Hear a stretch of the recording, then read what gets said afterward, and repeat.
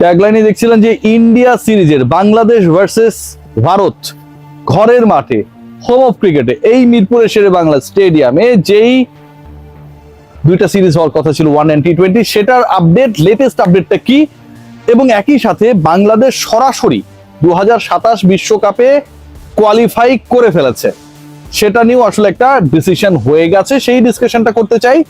বাংলাদেশ সরাসরি বিশ্বকাপে কোয়ালিফাই করেছে, সেই আলোচনাটা, সেই সুসংবাদটা দিয়ে আলোচনা যদি করতে চাই, তাহলে একটু র্যাঙ্কিং নিয়ে আলোচনা করতে হবে, কি কারণে এই ঘটনা ঘটলো এবং বাংলাদেশ আসলে বিপদে পড়ার কোনো ধরনের স্পেস ছিল কিনা, অথবা এখনো বিপদে পড়ার মতো কোনো সম্ভাবনা রয়েছে কিনা, সেই তিনটা পয়েন্টে আলোচনা করবো। প্রথম পয়েন্ট যেটা, বাংলাদেশের এই মুহূর্তে আপনারা সবাই জানেন যে সবচেয়ে বড় টেনশনের জায়গা যেটা 30 সেপ্টেম্বর 2026 মধ্যে বাংলাদেশকে ওয়ানডে র্যাঙ্কিং এ টপ 8 টিমস এর মধ্যে থাকতে হবে।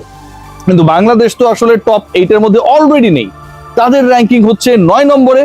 এবং এই 9 নম্বরে থাকার পরও কেন আমি বলছি যে বাংলাদেশের আগামী বিশ্বকাপটা ফাইনাল হয়ে গেছে 2027 সালের অক্টোবরের 4 তারিখ থেকে নভেম্বরের 21 তারিখ পর্যন্ত নামিবিয়া, জিম্বাবুয়ে এন্ড সাউথ আফ্রিকায় যে বিশ্বকাপ হবে, সেই 47 দিনের আসরে বাংলাদেশ অলরেডি কোয়ালিফাইড।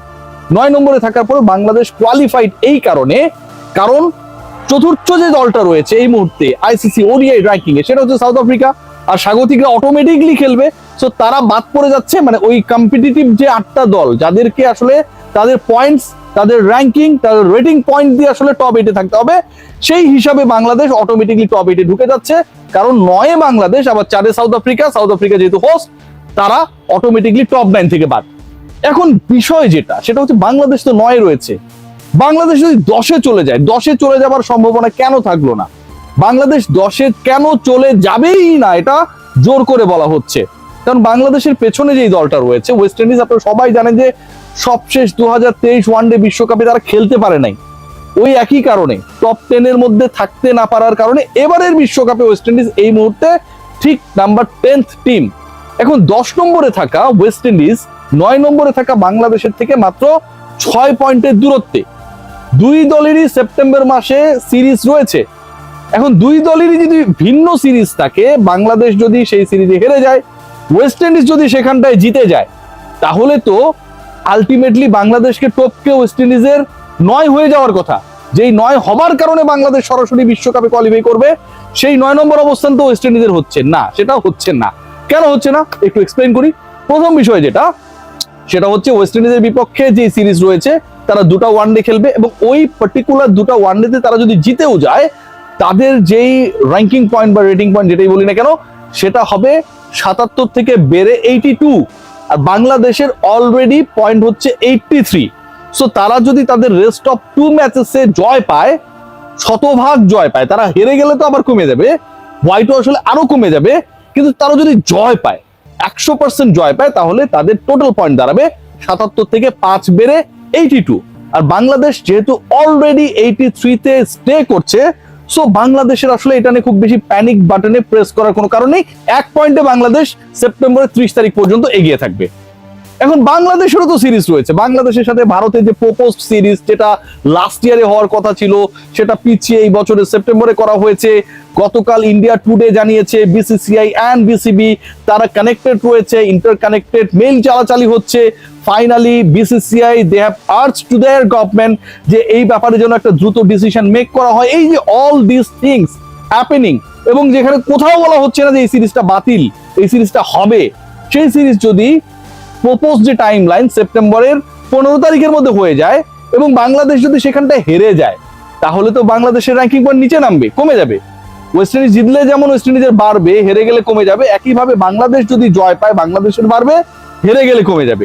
এখন ধরেন ওয়েস্ট ইন্ডিজ তাদের রেস্ট অফ 2 ম্যাচেসে জয় পেলো, আর বাংলাদেশ তাদের সেপ্টেম্বরের সিরিজে যে ম্যাচেস গুলো খেলবে এগেইনস্ট ইন্ডিয়া, সেই ওয়ানডেতে, সেই 3টা ওয়ানডেতে পরাজিত হলো। এমনটা ঘটলে তো বাংলাদেশ 10-এ চলে যাবে, ওয়েস্ট ইন্ডিজ 9-এ উঠে যাবে। সেক্ষেত্রে আমি কিভাবে বলছি যে বাংলাদেশ সরাসরি বিশ্বকাপে কোয়ালিফাই করবে? বলছি কারণ ভারতের সাথে যেই ডিসকাশন চলছে, যেভাবে ডিসকাশন চলছে এবং এখন পর্যন্ত যেভাবে ঘটনা প্রবাহ প্রসিড করছে, তাতে বাংলাদেশ এন্ড ইন্ডিয়ার যেই প্রপোজড সিরিজ রয়েছে আপকামিং সেপ্টেম্বরে, সেটা হচ্ছে না।